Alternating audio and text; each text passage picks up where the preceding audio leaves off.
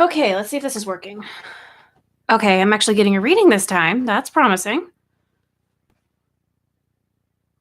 Okay. All right. Sorry about the delay. My mic had issues. Okay, so recap, considering I'm not really going to be posting the other live stream, I'm going to be taking that one down because it's just all muted nonsense. Hopefully you can hear me this time. My settings got all messed up for some reason and was not using the microphone I wanted it to use. So I'm going to show you how to start a new project, and I'm going to show you how to do it on a ring. So like this. And yeah, I've got another one that is ready to go, ready to be set up. I'm going to show you the process of that, and then I'm going to get started on weaving this one. And I do have a treat for you because I'm going to be doing a pattern that I haven't done on the live streams yet, and I think you guys will enjoy this one. So I'm going to go ahead and kind of get started here, work a little bit on setting up the ring and kind of show you my process on how I did it. So let me get my camera moved around here and I'll get started. And again, if you can't hear me or anything, let me know. Awesome, you can hear me. Great. So happy about that. Me and technology just do not get along sometimes. Okay, so, but yeah, we're going to start with a wooden ring. I picked these up. It was like a 2-pack. I found them in the craft section at Hobby Lobby. Well, granted, Hobby Lobby is one big craft store, but you can find these near the leatherwork section at Hobby Lobby, and they come in a 2-pack. They're like $3, and it's a nice, it's a nice little wooden ring. So you're going to want to get one of these, and then you're going to want to cut your yarn to length. I have quite a bit of length cut. I cut, I think, about 8 feet of yarn per strand. I'm hoping to get anywhere from a 5.5 to 6 foot belt, with the extra length being to accommodate for the weave, because I don't know. I can never really tell how much yarn the weave is going to take up. So I cut about 8 feet of length for what I hope to be a 5.5 to 6 foot project completed. So that kind of tells you how much extra I cut. Hopefully that helps out a little bit. Awesome. Thanks, Melissa. Thanks for letting me know. I appreciate that.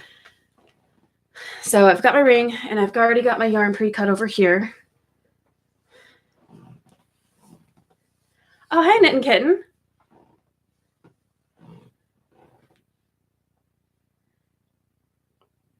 Okay. As to your question about your comment on one of my previous videos, I don't entirely remember what music I was playing at night, so I'm sorry about that. I might not quite remember. I'll have to go back through and see what I was playing and get you an answer on that at some point. But yeah, I've got 4 colors cut here. There's 8 threads each. I've got a white, a purple, a darker purple, and then I have one of the multicolored threads, just kind of, add a little color variation to it. And the pattern that I'm going to set up is a double chevron, basically 2 chevrons side by side. So instead of a V, it's going to make a W going all the way down the length of the braid. It's a really pretty pattern. Pretty easy to figure out once you've learned other patterns. And again, it's really nice to look at. It's pretty impressive. So I'm going to go ahead and just kind of show you a little bit how I get it on the ring. I'm not going to completely set it up because I don't want to take too much time on this, because I really want to show you how I get a project on a ring set up completely. Yeah, definitely better with crafts. But, well, actually, I probably should show you how to set it up completely, because then you can see how the pattern works. So I'm going to go ahead and get started on that. And I'm going to take a little bit of time with this.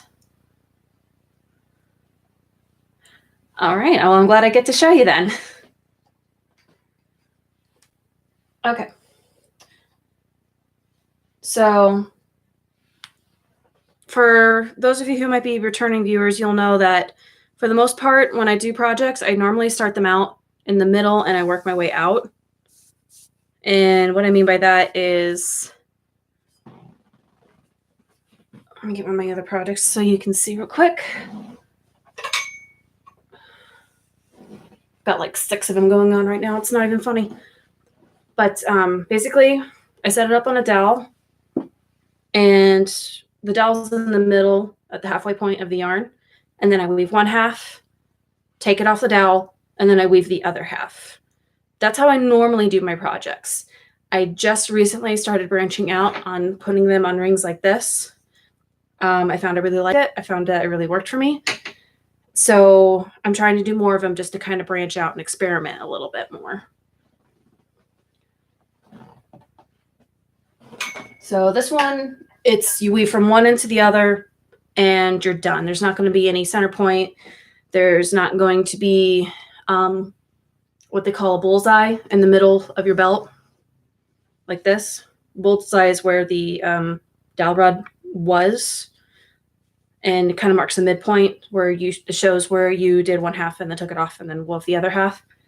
So this one is just going to be straight down a double chevron pattern. It's not going to have a bullseye in the middle. Yeah, getting your yarn on the ring is actually quite a bit easier than, at least the way I do it. It's quite a bit easier than trying to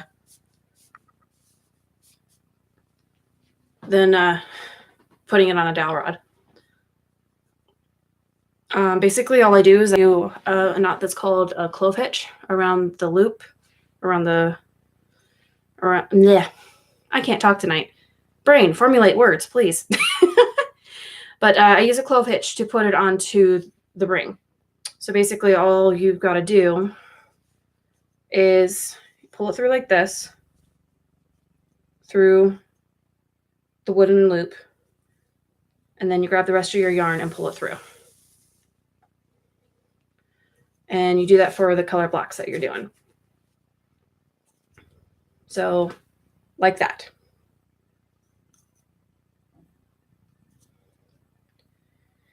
Now that's just a quick show of what you're supposed to do. I didn't mean to put all that yarn on there at once because that's not the kind of pattern I'm setting up. So I'm going to take it off again.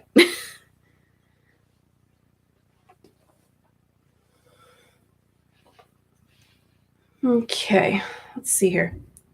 So I'm going to start off by setting up a chevron pattern. And the nice thing about doing it on the ring is that you don't have to cut nearly as many lengths of yarn, because once you loop it, it's all going to group together. So I'm going to take 4 strands at the moment. Try to get them all separated out here. There's going to be detangling quite a bit. Sorry. Okay. Get that off. And then I'm going to set this aside.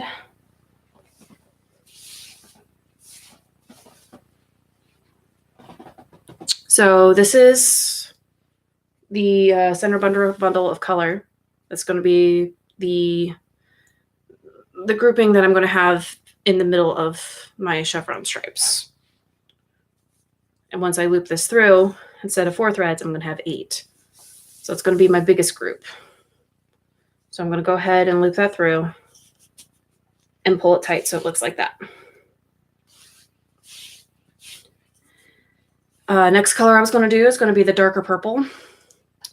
I'm going to take 2 of those.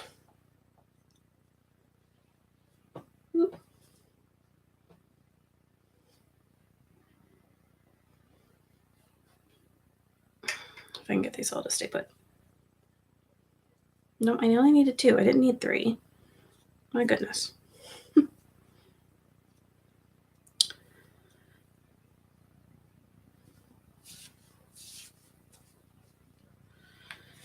Setting up this way is a little bit different, and it takes a little bit longer because I don't have it set up on my little weaving stand like I normally do.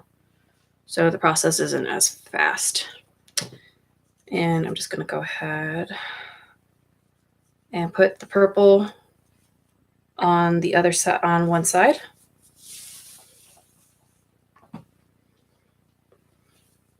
Try to make sure they're even if I can. Oh, goodness. I forgot how annoying this could be. Especially since I cut quite a bit of yarn here. This is cotton, by the way. I'm working with cotton yarn here. Hoping it works out. Okay. So I'm going to do that. Tighten it down. Oh, of course, I do it the wrong way. You do want to kind of make sure that you loop everything the same way just so it looks uniform and even. So I really wanted to do it this way.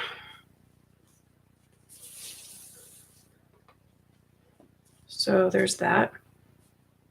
Actually, I'm going to go ahead and stand up so it's a little easier for me.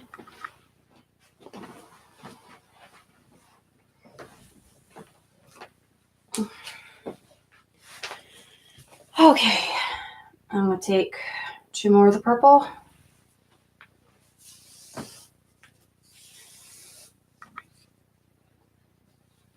Pop these up here real quick. Just sort of a little bit taller. Do that.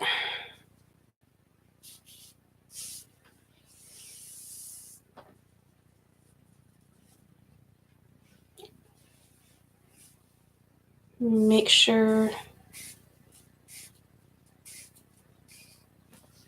they're even. I'm going to take the purple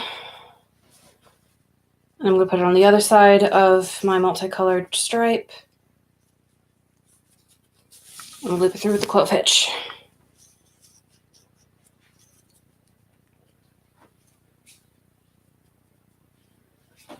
Okay.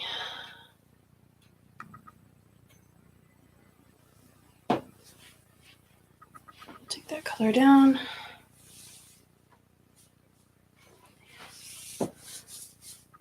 If you have any questions, go ahead and put them in the chat. I'll answer them as well as I can as I go. After I detangle some yarn. Oh my goodness. This is going to drive me nuts today.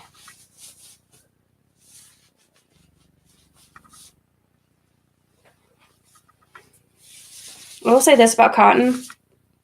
It does tend to tangle up a bit more than acrylic does. But the way it weaves is so much nicer. So much nicer. I mean, I can weave with acrylic just fine, don't get me wrong. It's what I learned on. But at the same time... Oh, come on. Why aren't you coming out of here? What, Loki?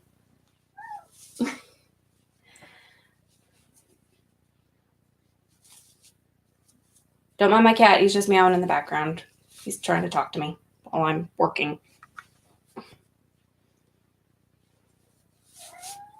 Mm-hmm. Oh, come on. Seriously?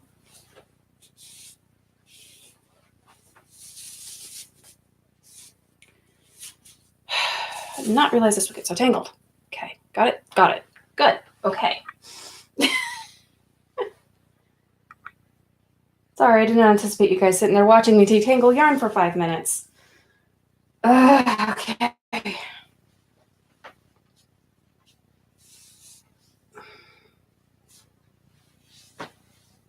that color's done.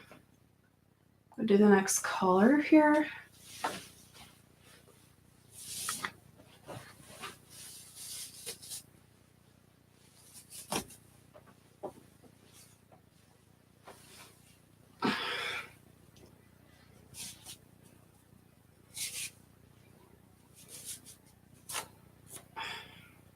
Got it. Okay.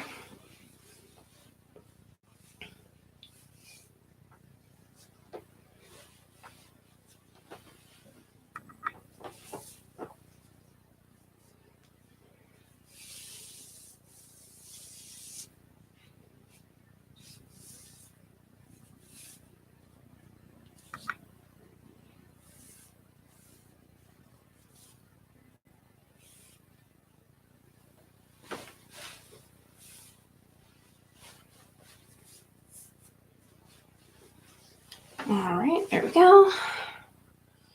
And we're just going to pull out the 4 threads I need now.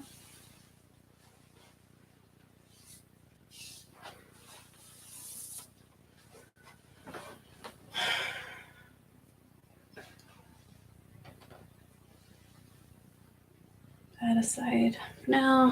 Here we go. Okay. So I got my next 4. Oh, thank you, Russell.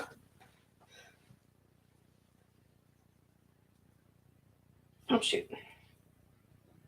Really? I did that. Okay.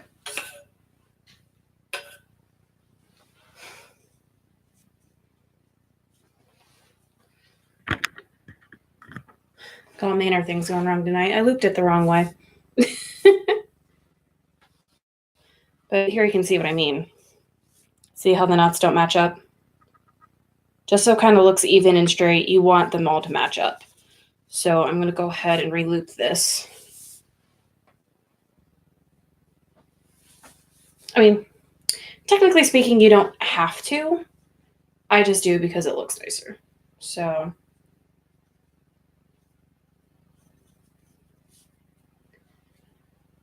all right. So yeah, now that's all going to look nice and even there.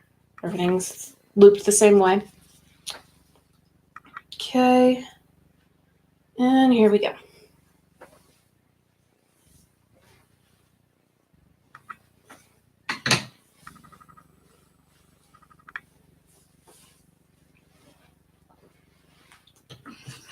Okay, and then I'm going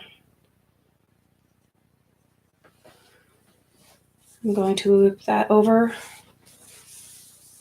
there. Pull it tight, like so.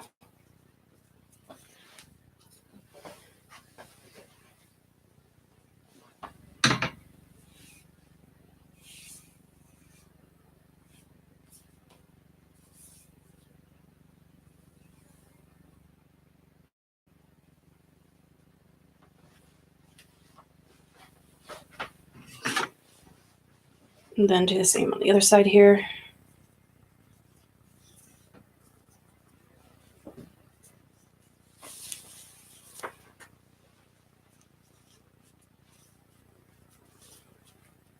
Tight. Go. So I've got that all set up. And then I'm going to do some white.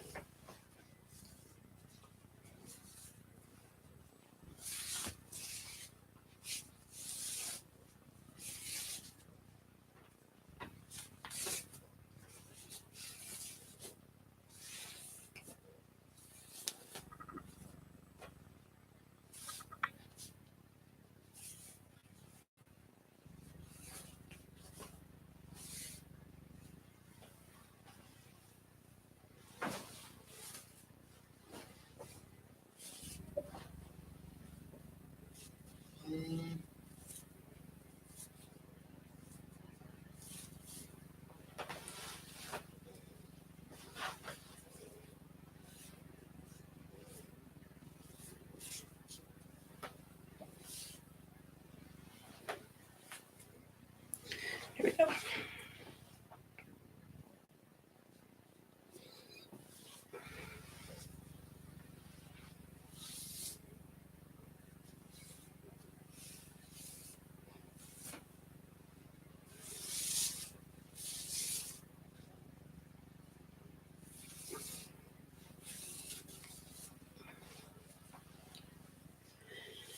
All right.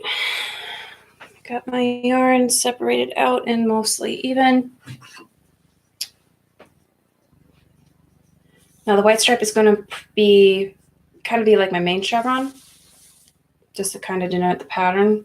And then the other ones will just kind of follow suit. But the white stripe is what I'll use to kind of mark where everything goes. Okay. And then to get all that on, that's the setup for your first chevron.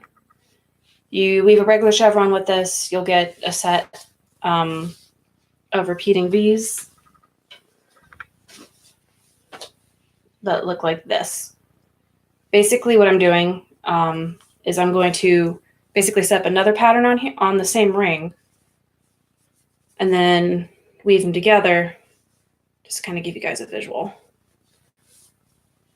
so that they look like this.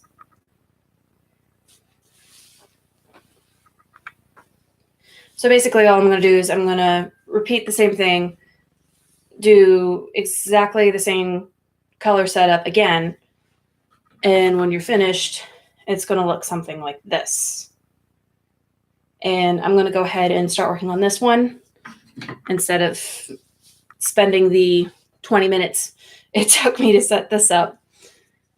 That way you guys can get a good look at it and you're not sitting here watching me trying to set this up for the next half hour. So I'm going to go ahead and put that off to the side after I organize this stuff a little bit.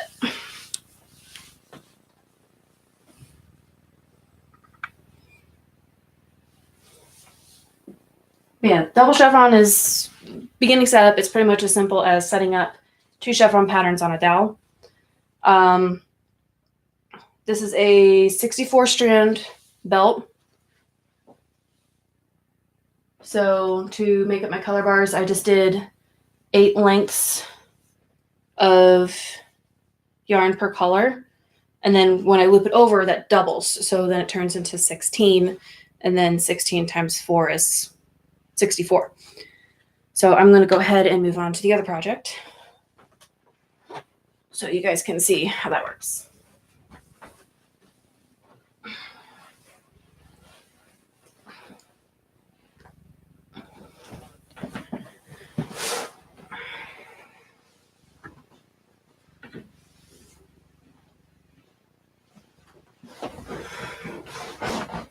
Okay, I'm going to go ahead and move the camera here, so bear with me.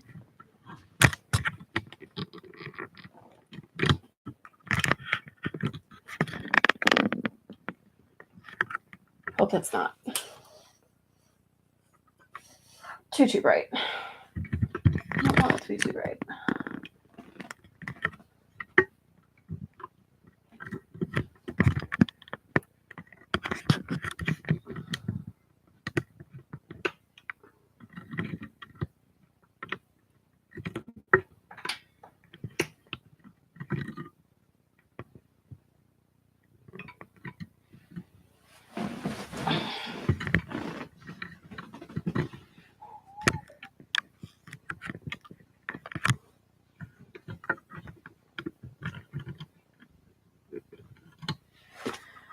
Okay, that's going to have to do for now. Okay, so one thing you're going to have to overcome is the curve of the ring itself.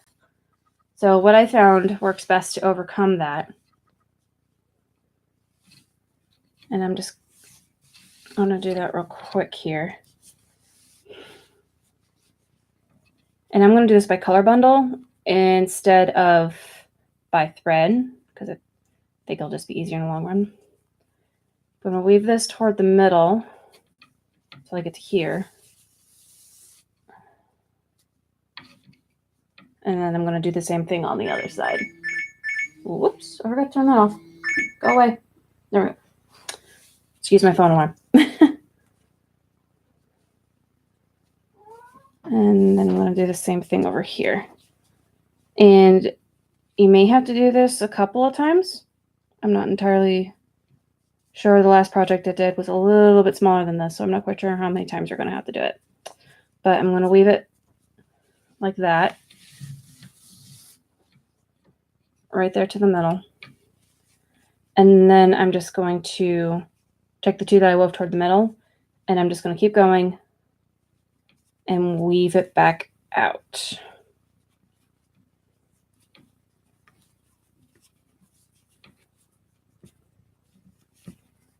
Like so.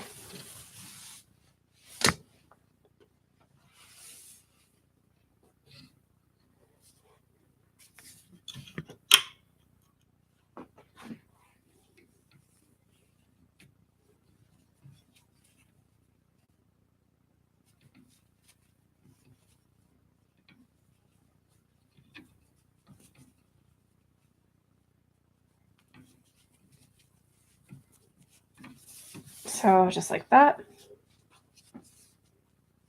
Oops. That's supposed to be there.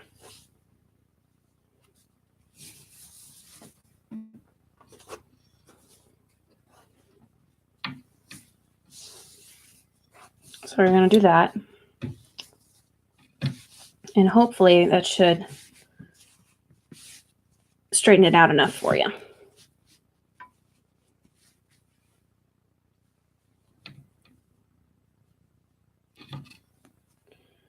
I'm actually going to go ahead and do that one. No, it should be okay here. But that just kind of fills in the gap between the rest of the ring and this. And you may have to do a couple of things just to kind of get it to work. So trying to think here what would work best. Nah, I'll leave it where it's at. Because then I can also pull that tight as I need to. It'll help cinch everything in. Okay. So this part may get a little tricky. I'm going to go to these threads here. And, okay, you know what? Actually, doing them by bundle is probably not the best idea. I'm actually going to pull that out.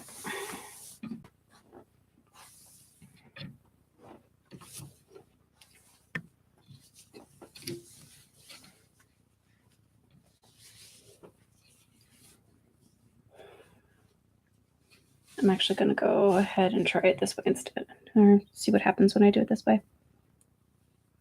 So for a regular chevron, you start in the middle here with your first color section.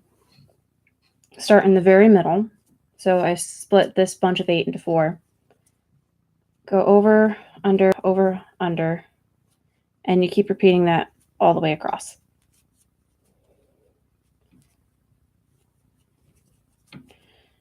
Now it's going to be a little more difficult with the clove hitch bundles the way I have them set up, but it should work out. So I'm going to do that, and then I'm going to try to pull everything, pull it through. Cotton's getting stuck. Pop that out of the way. And then I'm going to go here and do the same thing. Over, under, over, under, over, under, over, over,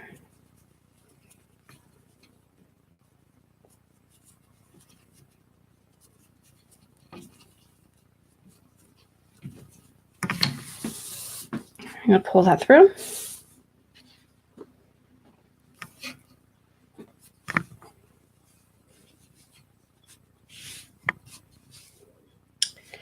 And then you're going to go over and do the other side. Hope y'all can see what I'm doing, okay? So find the middle of that color bundle. Over, under, over, under, over, under. And you want to make sure you do it the exact same way that you did the other side, or otherwise it's not going to work out very well.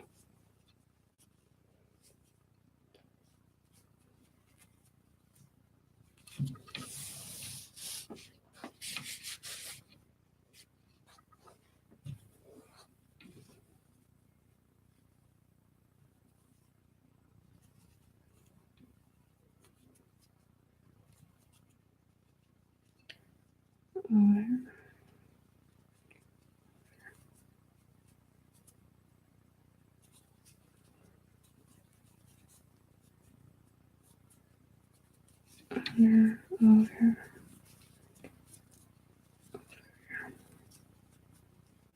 under, over,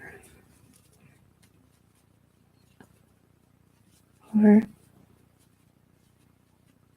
under, over. And then I'm going to pull that one through.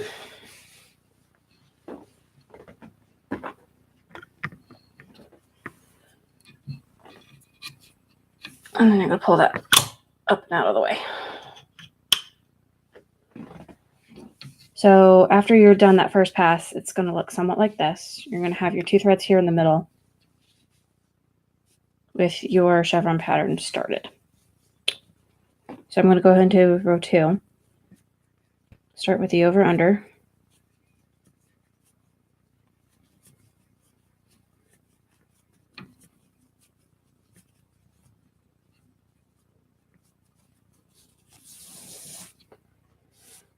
Pull that through. Kind of let that be for a minute. Go to the other side.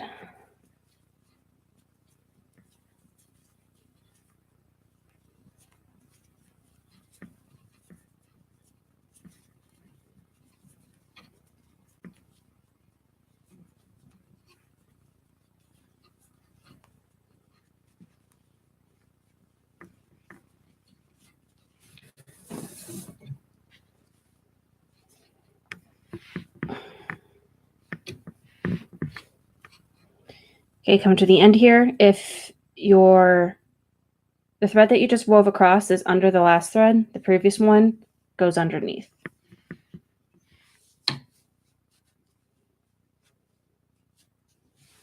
And after you complete your second pass and kind of pull everything to where you want it, you go over to the next one.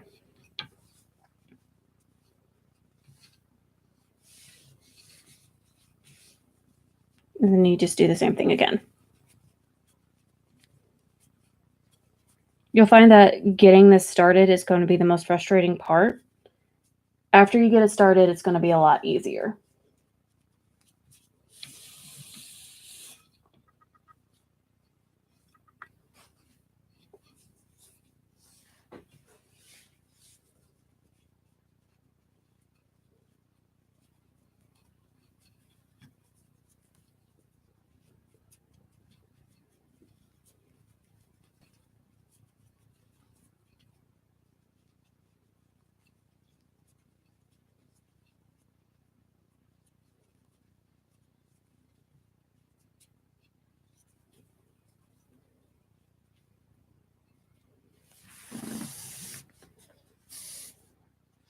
Okay, and I'm going to show you what you get to do in the middle.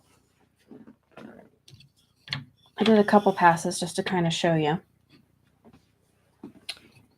So you have your threads here.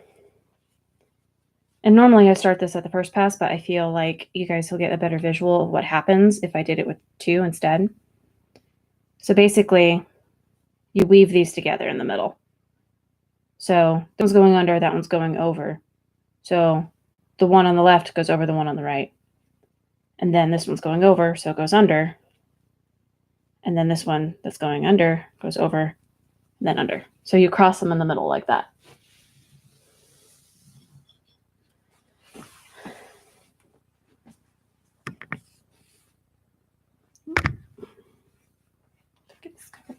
There we go.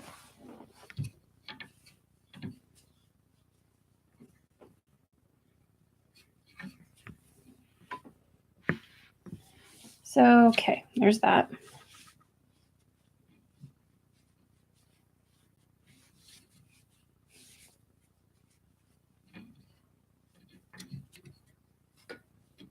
I want to kind of try to smush these together a bit more. There we go. That's a bit better.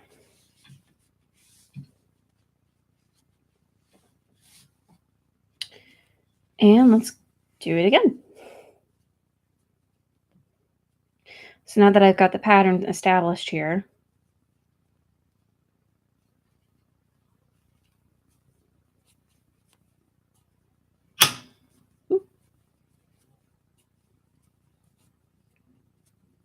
I'm just going to go ahead and weave across in the middle here. And then take this thread and let it join the other group.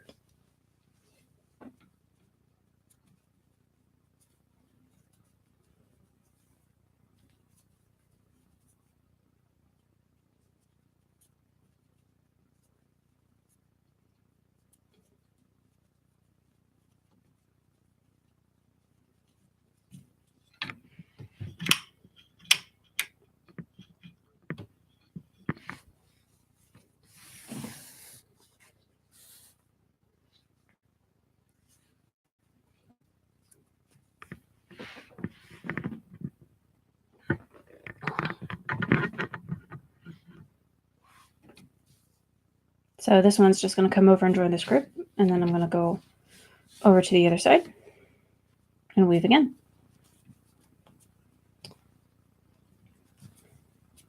And this is pretty much how the double chevron works.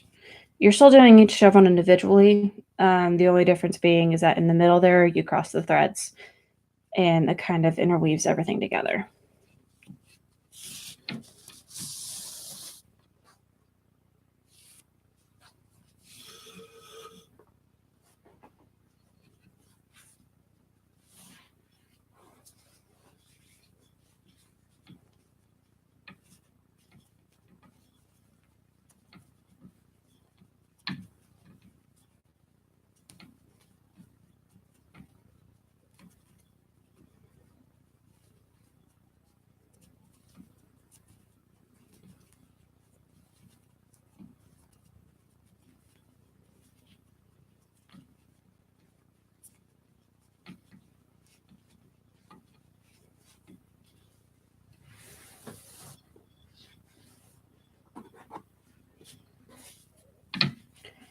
Okay, now that I got that started, I realized I forgot to put some music on for you guys, so I'm going to do that real quick. And then I'm just going to go ahead and get the first pass woven on this so you guys kind of see what I'm doing. So give me just a second and I'll get some music on. Grab these guys and pop them here. Yarn everywhere. Oh boy.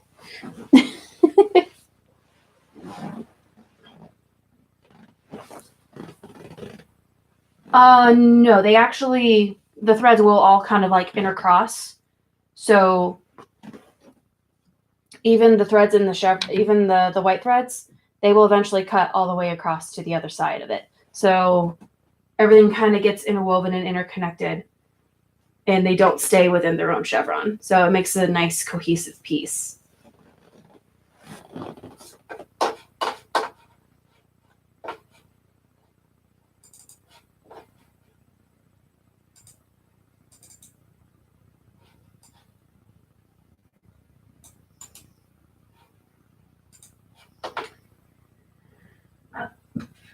Excuse me.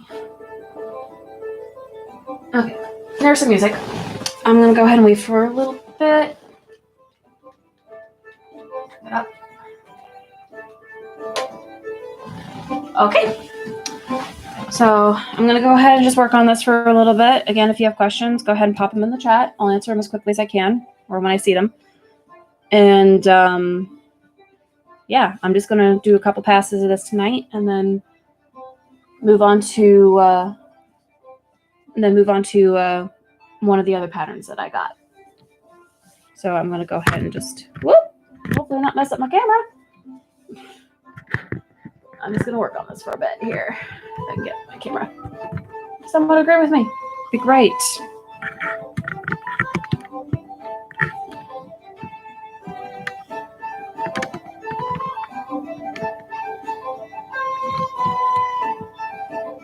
Yes? No? Maybe? Maybe. Okay. Let's get to it then.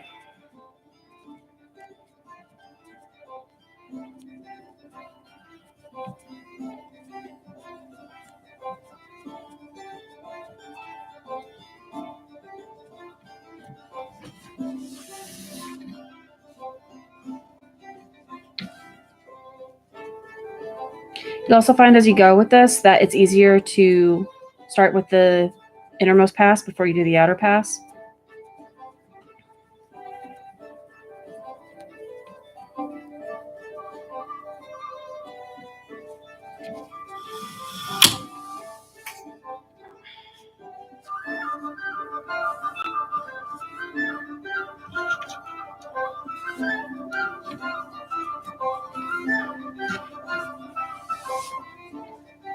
And what I mean is, let me get here.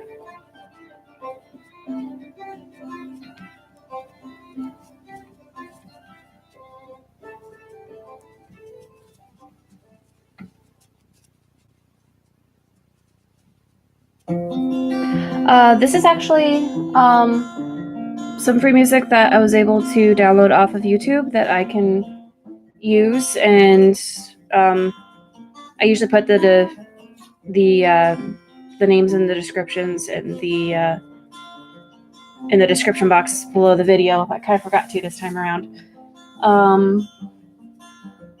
Let's see, the previous one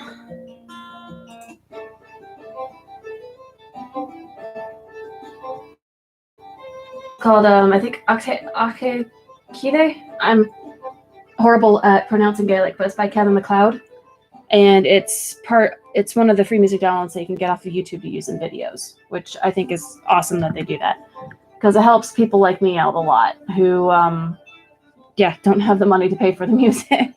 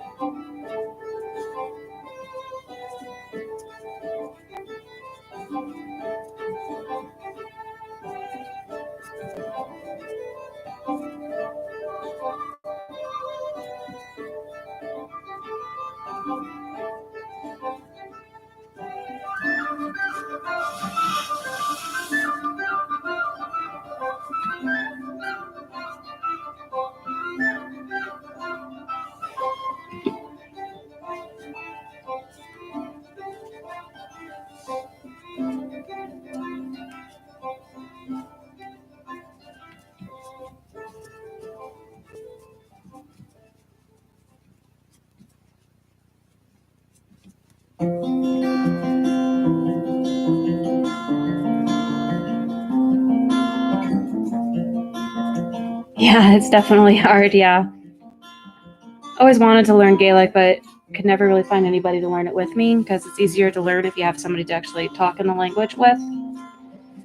So I've never really actually learned how to pronounce it right, even though I love the language. I think it's beautiful, but it is difficult for me to read.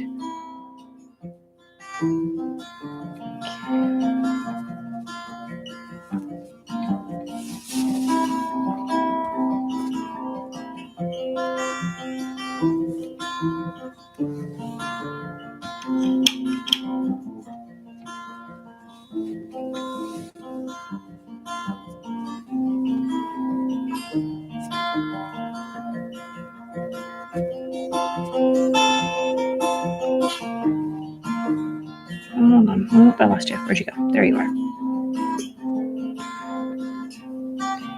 Sometimes you lose threads.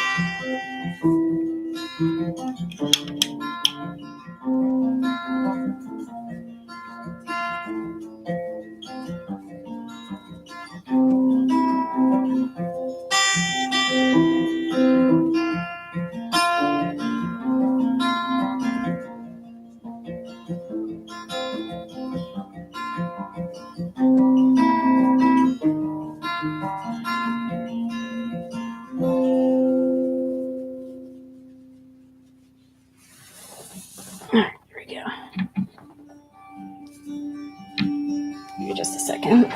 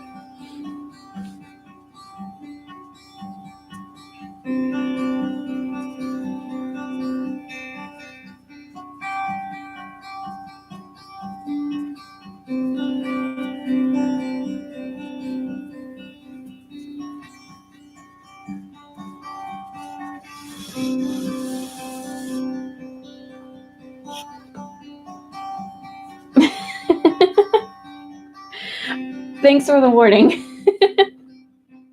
I will try to pay attention to the chat. I kind of have my computer screen set up off to my left. So every now and then I'm just kind of looking over to see if anybody said anything.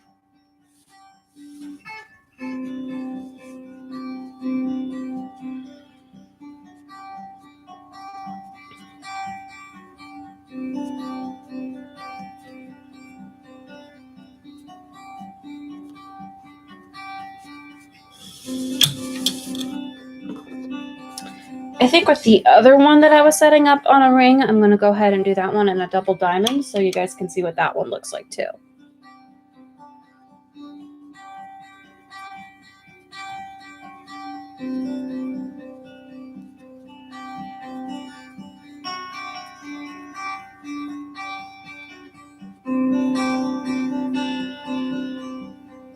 Oh, no.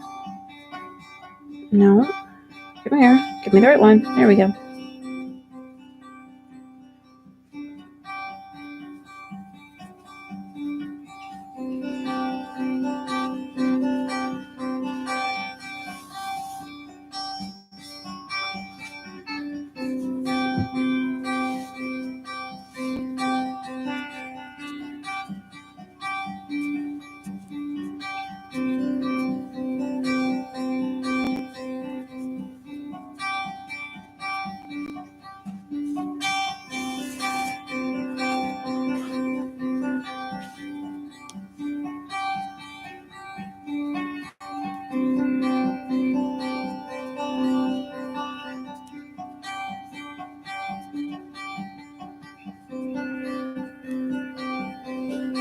Yeah, my husband actually picked them out.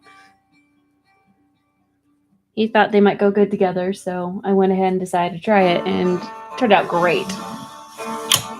Whoop. Get down there.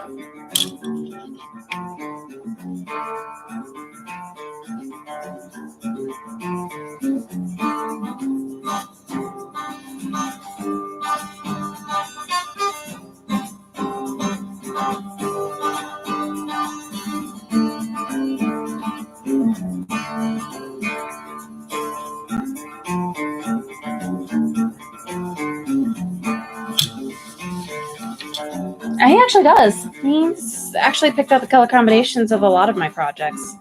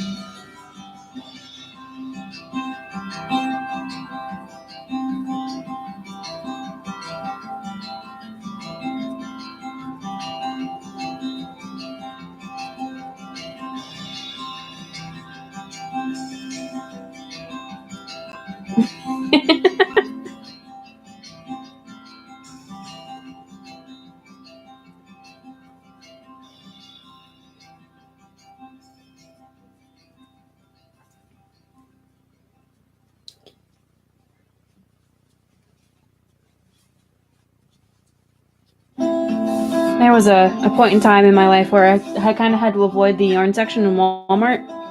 It was when I was still learning how to weave. But every single color combination just kind of caught my eye, and I like, oh, I gotta try that sometime. Oh, I gotta try that sometime. And I kind of had to pace myself. I'm like, wait a minute, I don't have the money or the space for all this yarn.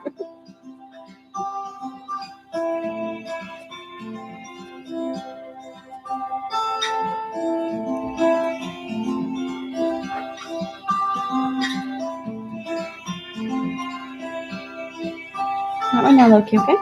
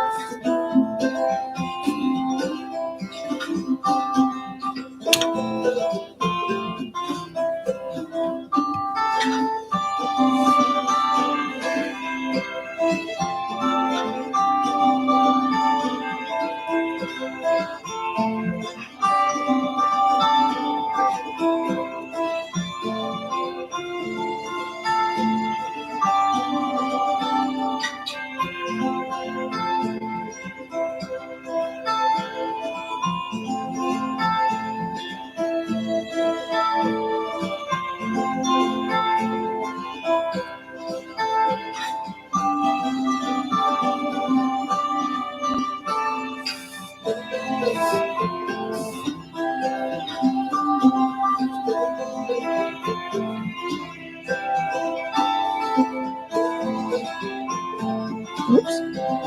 I got a few steps here. That's okay. Easy to fix.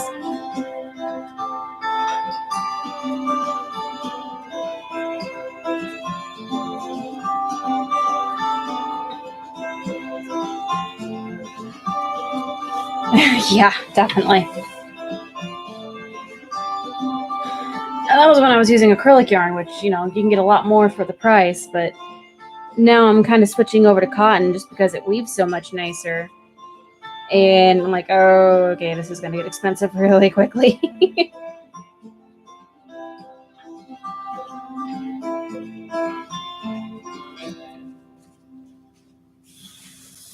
Okay, there we go. Oh, come on.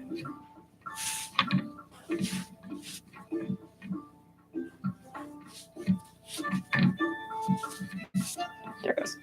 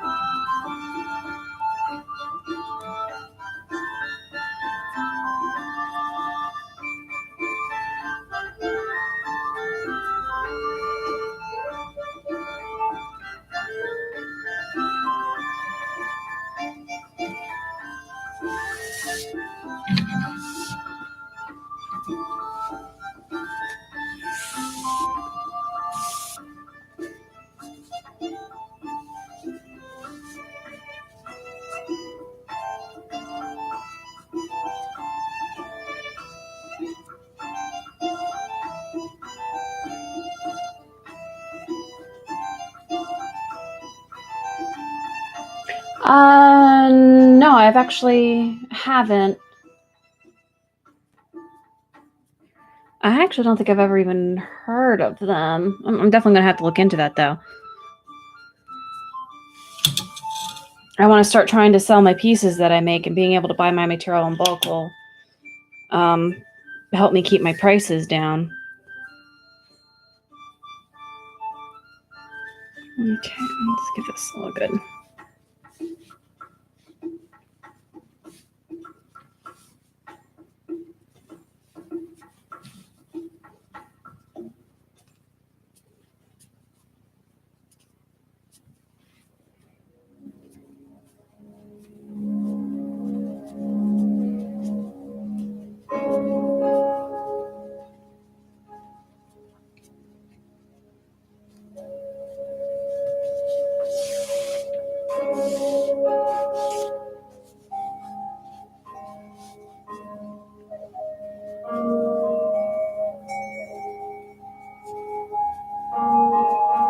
Okay, yeah, thanks for the suggestion. I'll definitely have to look into that sometime.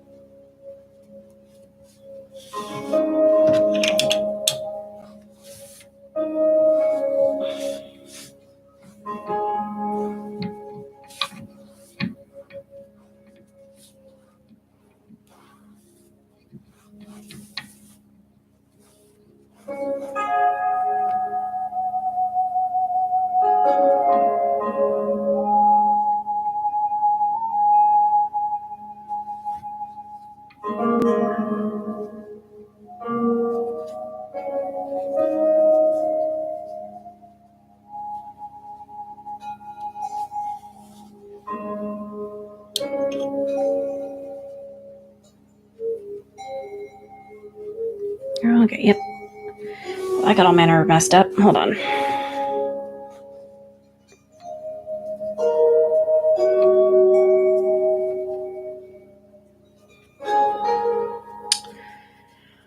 The thread size is, oh shoot, where's that label?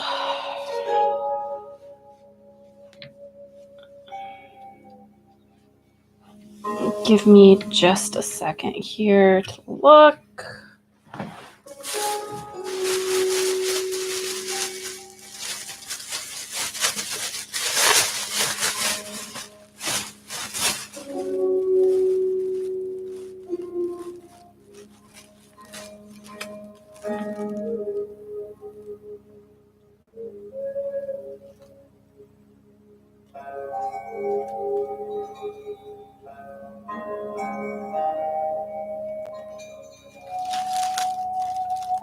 Okay, according to the label, this is medium size 4, but it's weaving pretty tightly together, which I like. So it's kind of making things a little bit easier on me here. But yeah, you can see now that the W shape is really starting to come together now.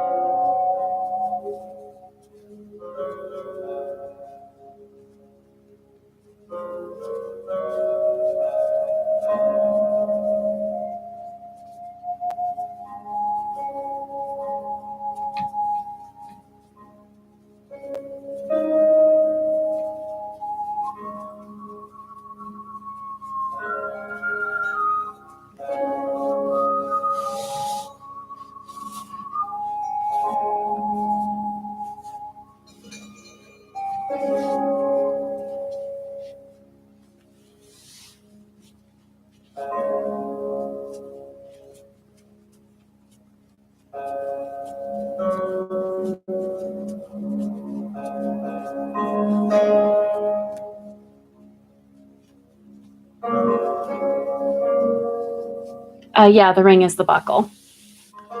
It's, I'm planning on, it'll basically wrap around and loop through, and then you just kind of tie it in the knot on the other side of the ring, and it holds up pretty well.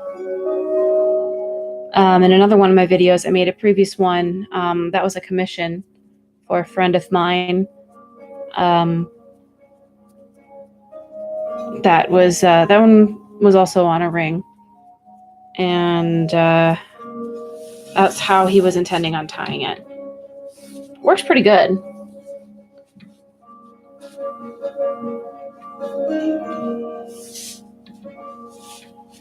Come on. There we go. Jeez.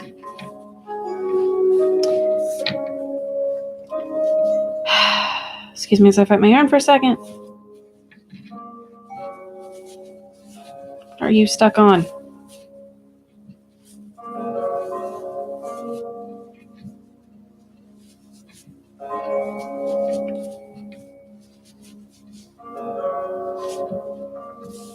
There we go.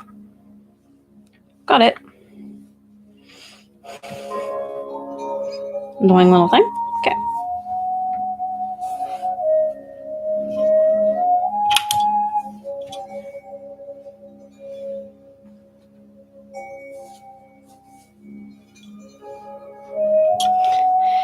Oh gosh, you're only on number 4. Those are the, oh man, those are the back in the days when I was back at my old place and I was living in the middle of the country with not good internet connection, so it was pretty grainy.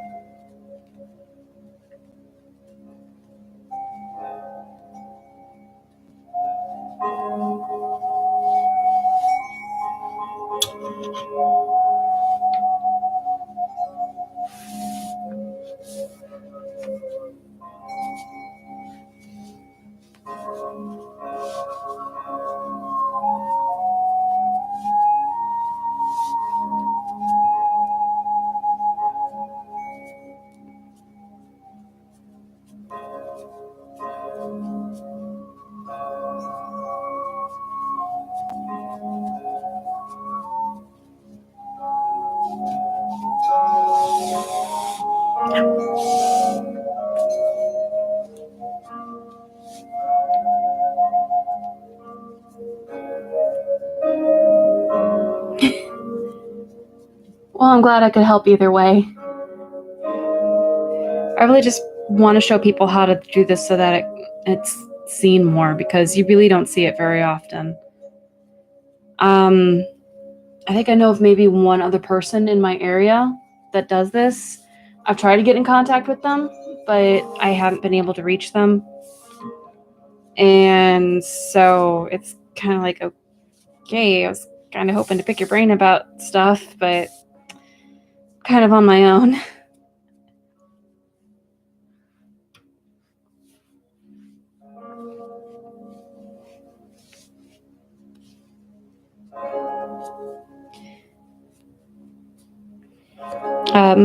Pretty much all the patterns that I learned from books that I had found and picked up along the way. There's actually not a whole lot that are actually in English, surprisingly. Because you can go on Amazon, you can find several books on weaving. But for the most part, they're actually in French. Because this is kind of actually more of a bigger thing up in the French Canadian area, farther north.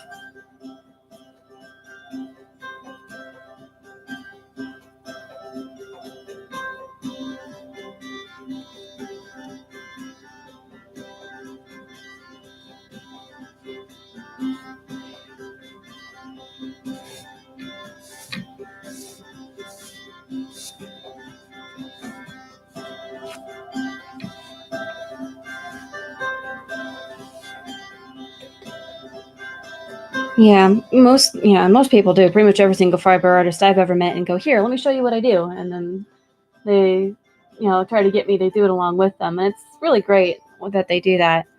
For a person that I know that I've heard about, I'm not sure if it's more along the lines of that they decided not to get a hold of me, or if they forgot, or if it's more along the lines of the middleman that I went through just plain forgot.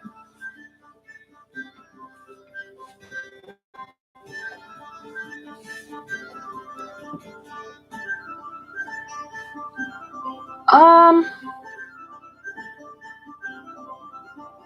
yeah, the pattern I'm doing is actually Cherokee based. The double chevron is.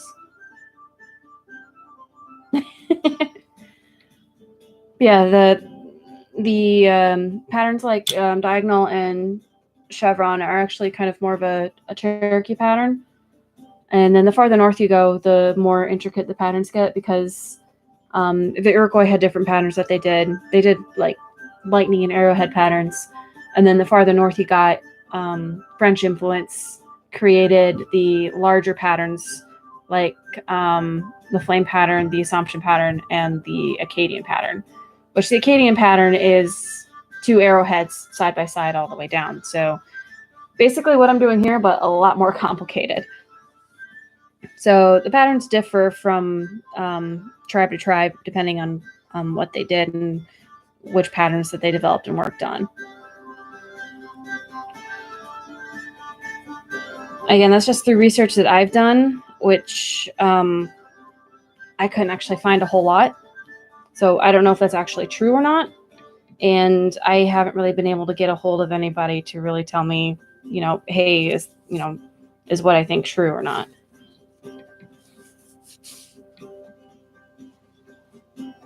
So, yeah.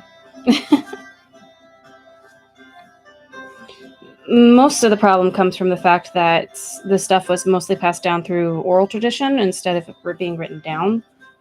So, just a lot of it wasn't recorded. So if you really want to hear it firsthand, you're really going to have to, go up to a tribe and, respectfully say, hey, I'd like to learn more, and hope that they're willing to teach you.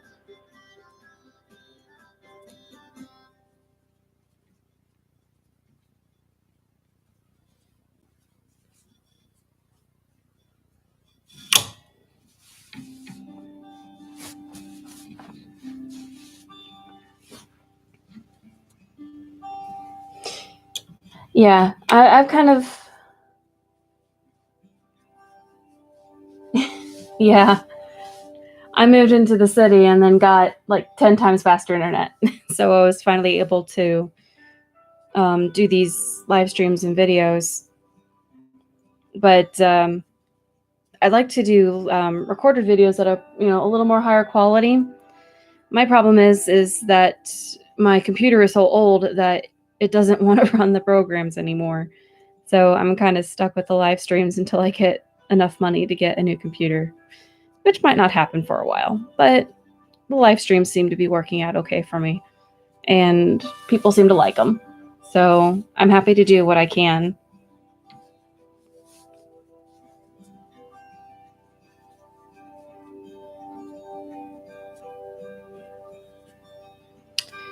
But no, I kind of did all sorts of digging that I could, and pretty much found every single pattern that I thought I could find, or at least basic pattern. And I found instructional books that had patterns in it that I had never even heard of, and kind of dived head in going, okay, let's learn these. So it's been definitely an experience working on this kind of stuff. I do enjoy working on it, though. For me, it's calming and soothing, and kind of helps me put my mind at ease. And just watching the whole thing come together slowly as you go it's got something to it.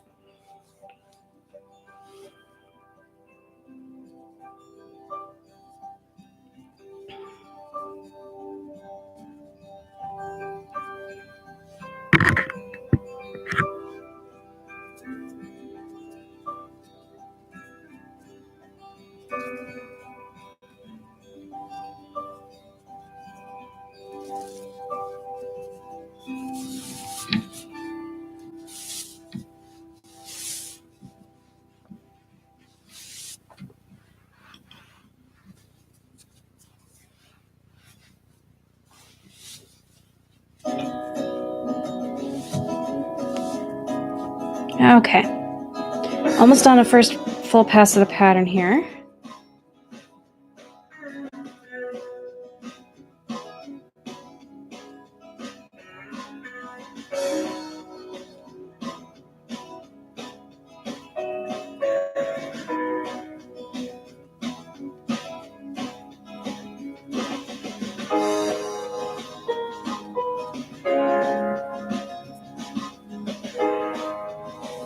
Oh my goodness, thank you. That actually means a lot to me.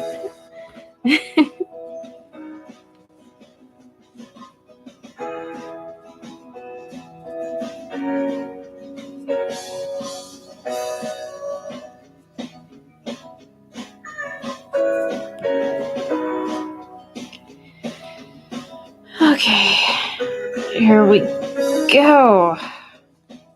And that is one full pattern rotation of the double chevron. And I'll kind of pause and show you guys what's happening here. So, there it is. You can see the two V's here. And you see by crossing everything in the middle, everything is one nice cohesive piece. These threads that started up here are now over here. I'm trying to get this thing in. I think I'm going to zoom out a little bit here. There we go. Just kind of show you how it works. So the threads that started over here, they were woven down and then they crossed over. And now they're going to be part of the chevron on this side, on the right side here. These ones just kind of cross down and now they're on the outside here. And the same thing happens here. These cut down and then woven across. And these, yeah, as you can see, it just kind of crosses back and forth. Not sure I'm explaining it very well. I'm kind of horrible at explaining things sometimes. But yeah, that's one full pass of that pattern. And I think this is going to be one heck of a gorgeous piece when it's done. I'm looking forward to working on this some more. So I'm going to go ahead and tie this off for now. And I'm going to work on one of my other pieces. Let's see. I have the sawtooth scarf, my flame pattern, and my arrowhead patterns that I have in the works. I'm not quite sure which one you guys would prefer to see. So I think I'm just going to go ahead and pick one after I get this tied off.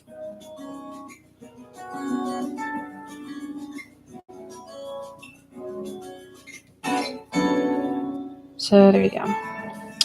If you're working on a double chevron, when you're tying it off to kind of store it, you want to make sure that each bundle is kind of separated so that you don't lose that middle weave here. Because if you lose it, it's kind of hard to get back. So I'm just going to tie these bundles up, and they're separated, so they're not going to mix. And then these threads will be fine just hanging.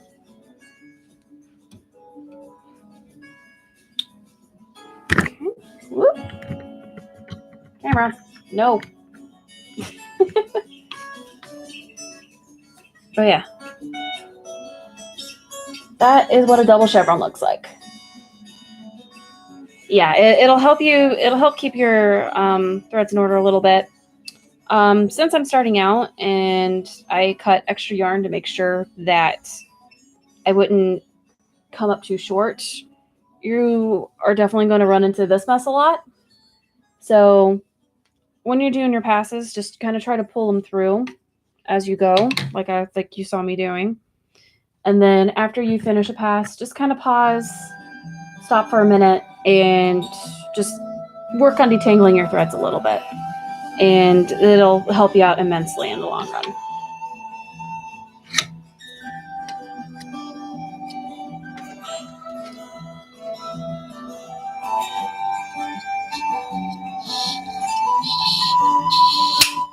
Oop, no problem. Okay.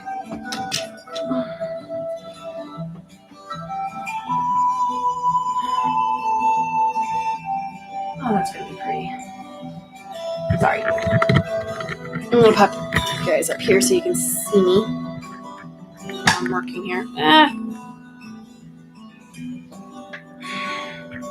Excuse me as I've had technical difficulties with my camera mount. Jeez. Starting things annoying sometimes. Okay, so yeah, that's the double chevron there. Excuse me as I make some adjustments to the camera here. And whenever you're doing a double pattern, pretty much the crossover in the middle, like I was doing with the double chevron, is pretty much what you do. So even if you're doing a arrowhead pattern, you're still doing that cross in the middle. If you're doing a diamond pattern, you're still doing that cross in the middle. And that's kind of really the essential part of what makes it such a single cohesive piece. And then there isn't really like gaps or anything in the middle. So it's, kind of the basic of doing really any double pattern, really. So I'm going to go ahead and pull out another one. Okay, that is a good question. You do need to start with the finish length in mind. You can add on more, but the knot, if you just, knot on an extra length of thread, it might look awkward, once it's woven. I'm not entirely sure how it would look because I've never actually done that. I usually just try to cut out extra yarn just to kind of accommodate for the weave. I usually do at least a third to half again as much length. Well, not half again, at least about a third again of length just to kind of accommodate.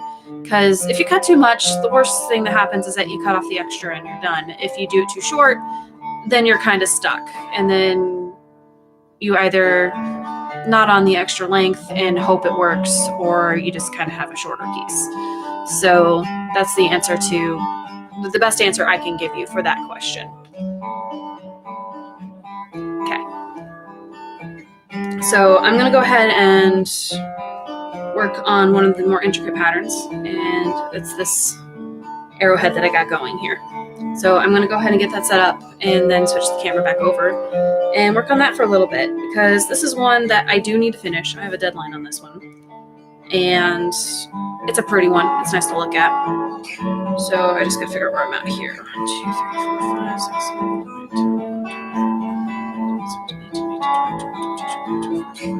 7, 8, 28 total. Ooh, that's 1, 2, 3, 4, 5, 6, 7, 8, 9, 10, 11, 12, 13, 14, 15, 16, 17, 18, 18. Okay, so I have 9 more to go. Okay. Say hi to Loki. He can be a bit of a butt sometimes. He's a sweetheart. Hi.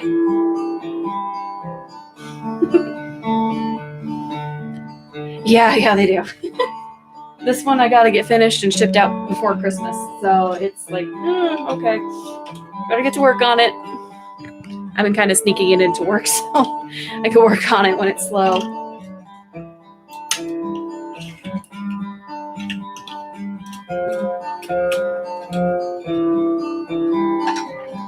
Sorry, I didn't mean to get so close to the camera. I was reaching for another dowel rod.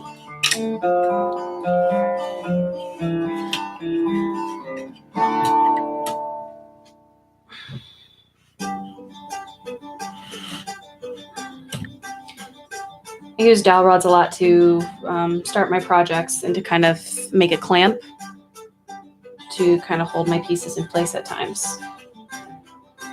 So once you do start, I do recommend having a few dowel rods at hand. I mean, because you can buy them cheap from the craft section at Walmart and then cut them down and sand them. Make sure you sand them. Definitely don't use a rod straight from the store. You'll want to get some good fine grit sandpaper, and you want to get that as smooth as you can possibly get, because I mean, yarn is yarn. It catches on things.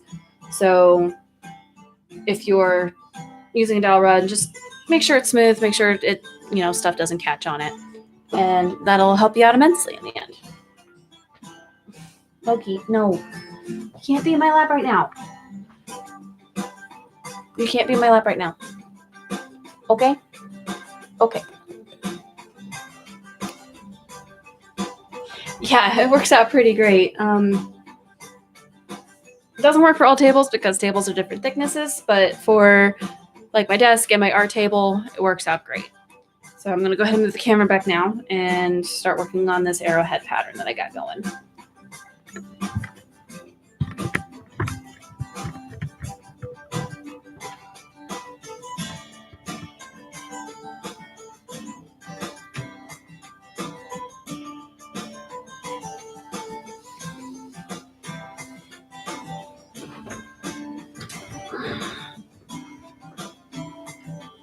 Hey, Christina, how you doing? Good to see you.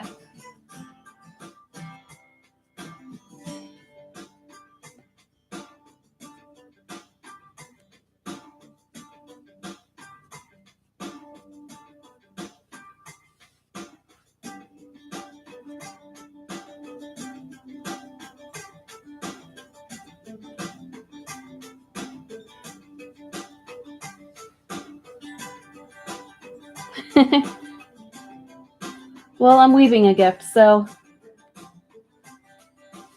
we can keep each other company.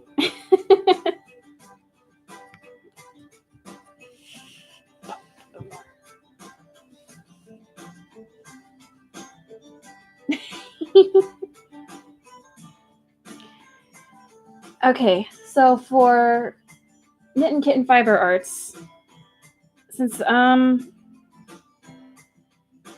you haven't quite made it to one of my live streams yet, the pattern I'm working on is an arrowhead, and it's an interlocking pattern, and it's of a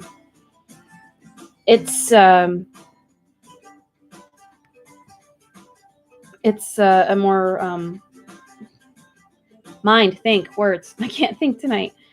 It was a pattern that was common amongst the Iroquois tribes and the Iroquois nations. So it's kind of more of like around the Great Lakes regions and stuff like that, where you could see it. And the key to making the pattern is the interlock that happens. So I just did the first pass of a pattern rotation, and I interlocked it with another thread, leaving it in its place, and then continued out. So it works similarly like the lightning, only it's, again, depending on where you interlock, depends on the pattern. So I'm going to weave out, and then I'm going to interlock it, and then I'm going to weave out again. And then this is one that I'm doing with a border, and how I make the border is I go to the border color, then I switch it out, and then keep weaving on. So that's kind of the basic idea behind this pattern.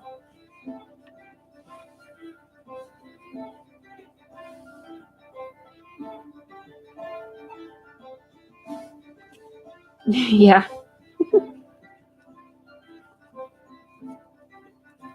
I mean, I know I've worked on arrowhead patterns before on camera.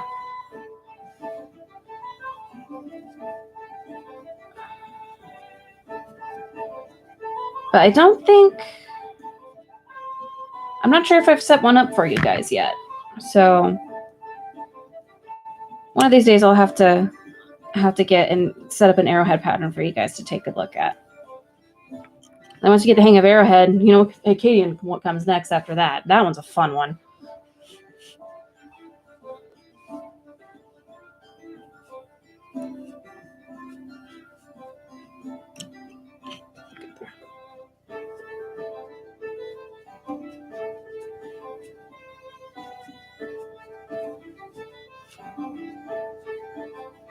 Whoop. No. There we go.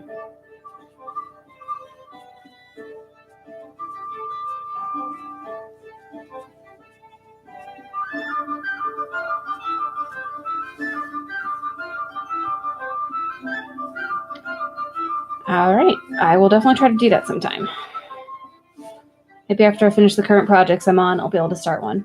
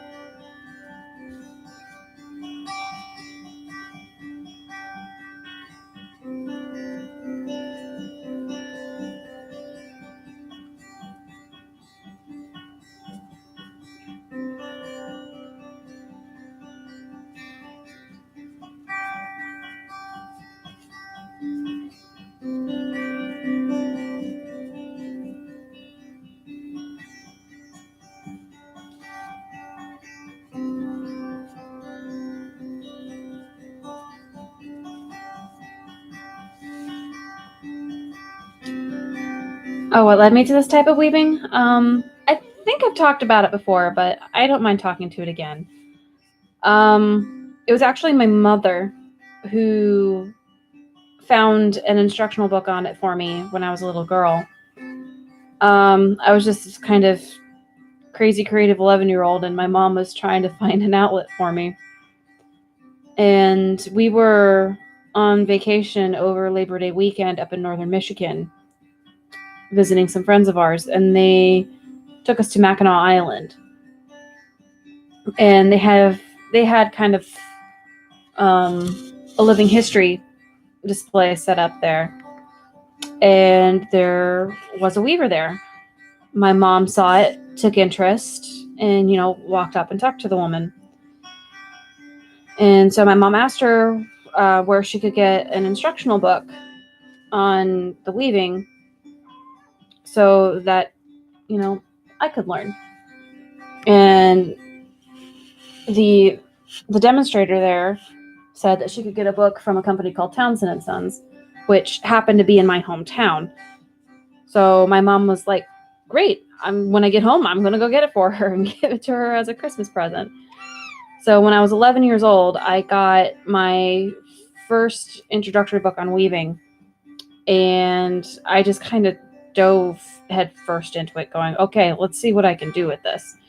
And I mean, the rest is kind of history. I mean, I learned the first 3 patterns pretty quickly, which are the diagonal, the chevron, and the diamond. And then I learned how to double them.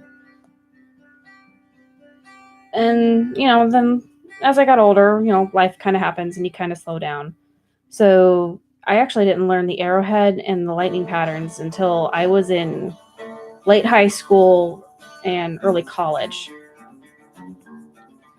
So I completed my first arrowhead sash, pretty much sitting in chapel at college in between classes, because I went to a Christian university, and you had to go to chapel, a lot of times a week. And I was always dead tired because I was also working pretty close to full time and going to classes. So I would do the weaving to stay awake. And I just kept going with it. And something I had to do, like a big senior project. And I went, you know what? I'm going to go ahead and do the weaving, and I'm going to study it and learn about it, find out the history behind it, and find out if there's any more patterns. So I did some digging on the internet, found that there were a lot more patterns than I thought there were, and then found the books that had them and started chipping away at them. So I'm going to go ahead and see if I can find some of them here on my bookshelf.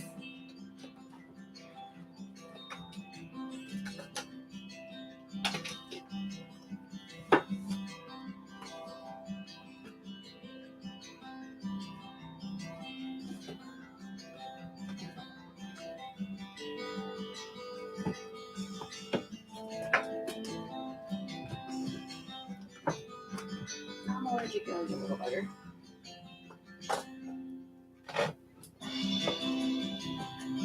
First weaving manual I ever had is actually kind of small, so I lose it half the time.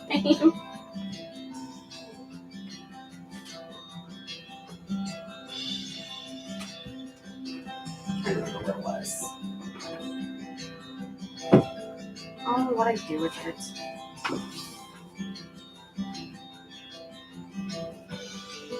Yeah, it definitely did.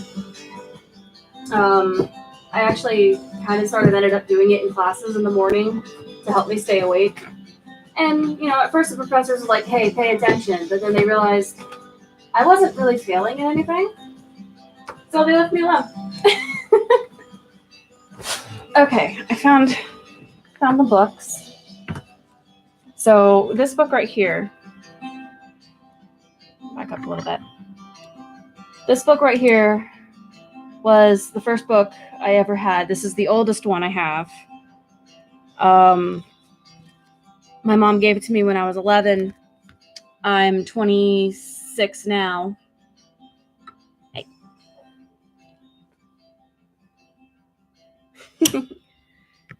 So I've had this book for 15 years, and it has the basics in it. It has, pictures of pieces in it. In some cases, it'll have a brief history, diagrams that show you diagrams that kind of show you how to do it. All around, for learning the basics, it's a good book. And it even has some other weaving techniques in it from South America that I haven't learned yet, called Peruvian rep braids. I mean, they look really cool. I want to try to make one. And one of these days I will try Peruvian rep braiding. But I'm still, working away at Native American finger weaving. So I'm going to kind of stick to that. And then during college, I found these two books.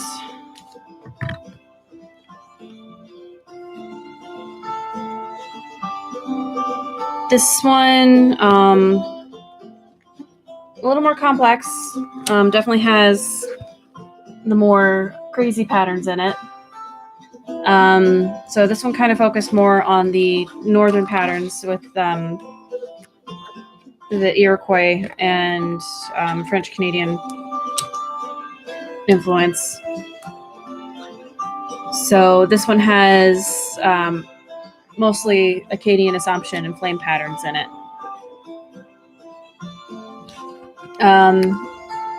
This one just kind of shows how they set it up, and it kind of helped me figure out, like more of the history behind it. And then it has some other techniques in the back that I haven't learned yet.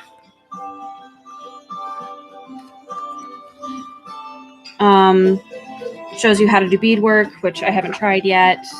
Shows you how to do interface weaving, which, again, still haven't learned. I'm still very much learning this as I go. But this one was also a good one to find. So another good one to look at is this one, if you want to try some of the more advanced patterns. But the one that I really found was, laid out the best and had really good diagrams and all was this one right here. I think you can find this one on Amazon. At least that's where I ordered this one. And this one has pretty much all the patterns that I learned in it, plus a few extras. Has a beginner's project and a beginner's method in the front for those just starting to learn, which was helpful.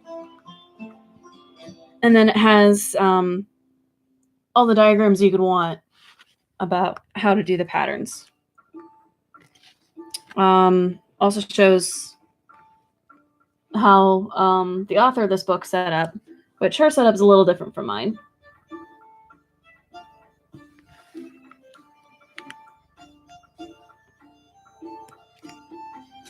I kind of tie mine down to a table, and the author of this book had a different approach to it.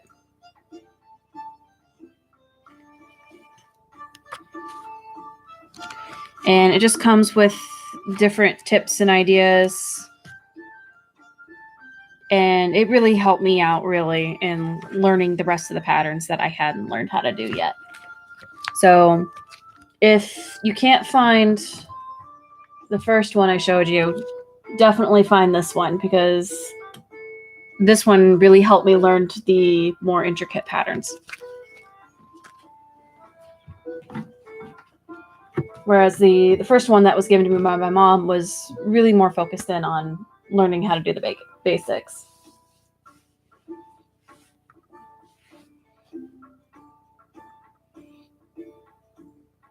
Something similar to a music stand. Yeah, again, depending on where the weaver is from, I think also, depends on how they learn. I kind of learned this on my own, so I kind of came up with my own setup. But I think a lot of different weavers kind of just, picked up on the traditions that were taught to them. So they'll have some sort of rig or a hook on the wall, or they'll have it tied down somewhere.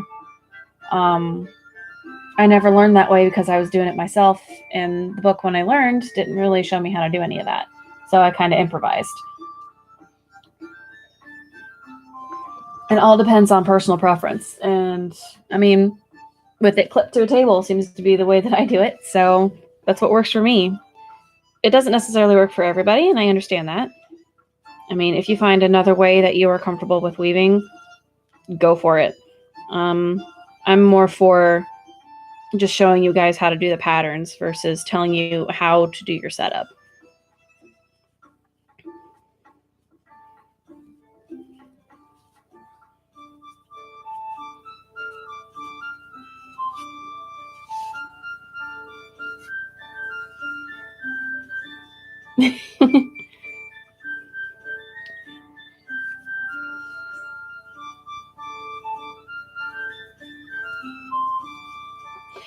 Yeah, the nice thing about the weaving is that it's also pretty portable. Again, I said I'll take this one to work, and I'll literally just sling it over the back of my chair at work and just stand behind my chair and weave when it's dead at work and nobody's coming in. I've also used a clipboard in the past. That also helps when you don't have a chair to sling it over, or if you want to sit down and you don't have the clips or a table to bind it to.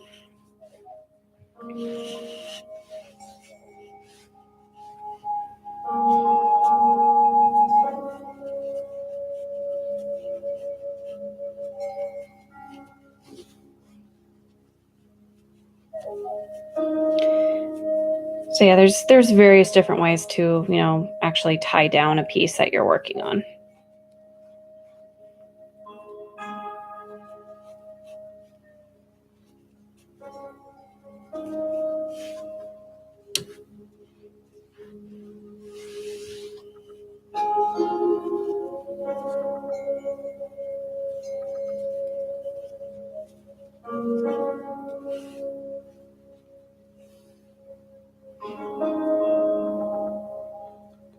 Good night, Russell. Thanks for watching.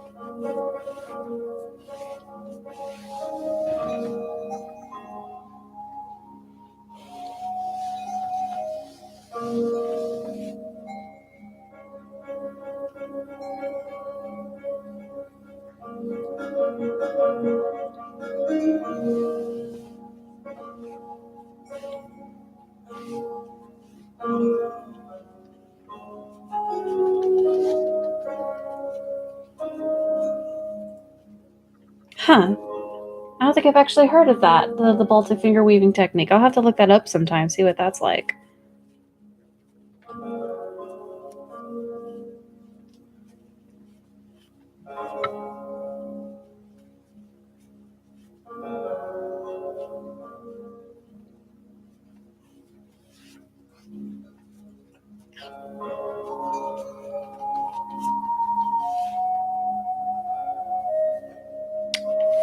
Just a second here. Loki, you're making my camera shake. Come here.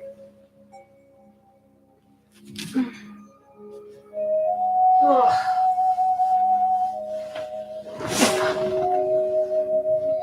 Down. There you go. Stay there. How about that?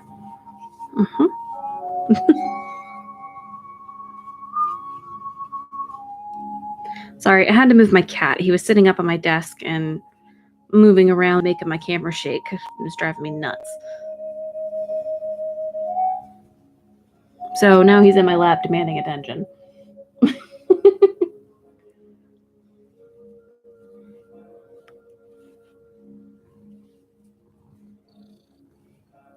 Although, what time is it? Holy shit, it's 11:30. Okay. I didn't realize it was getting that late. Ugh. I'm trying not to go so late with these live streams because I've been going into work earlier the next morning. So I think I'm going to go ahead and pause here for the night. I'm at the end of my pass here. So you guys can see that is the arrowhead that I completed.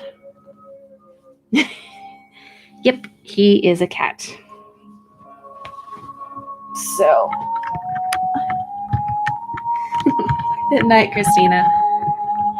So I'm going to go ahead and move my camera back up here. I need to get a different camera mount. Mine's starting to die. Anyway. But that's how you... Yeah.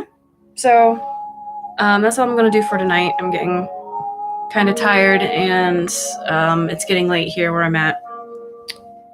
So that's how you do this setup and weave of a double chevron, which is this one right here for those who came in late and only saw me working on the arrowhead. And then I kind of worked on the arrowhead for a little bit because I do need to work on it for a bit. So, yeah, thanks for joining me. Thanks for watching. I really appreciate it, you guys. Again, if you have any questions, you can leave them in the comments below after the video is posted. I'll answer them the best I can. And also keep them in mind when I do the next live stream, or if I can finally get my computer editing software my video editing software to work, start doing videos just kind of addressing the different questions that come up. But I think I'm going to go ahead and I'm still trying to find a good day for the live stream. I used to do it Friday nights, but I was always too tired from work to actually do them. And I switched to Sunday nights. That seems to work good for everybody else. But then I have work in the morning, and I usually do these late. So I'm thinking about switching these to Saturday nights and seeing what happens there. Not quite sure if I'll do it, but I'll always, pre-schedule the live stream so you guys get a heads up of when I'm going to start it. So until next week, I don't know if it's going to be Saturday or Sunday. We'll see how everything goes with the holidays and all. I hope you guys have a good night and a good week. And again, thank you for joining me, and I hope I see you guys again next week. So have a good night, and toodles.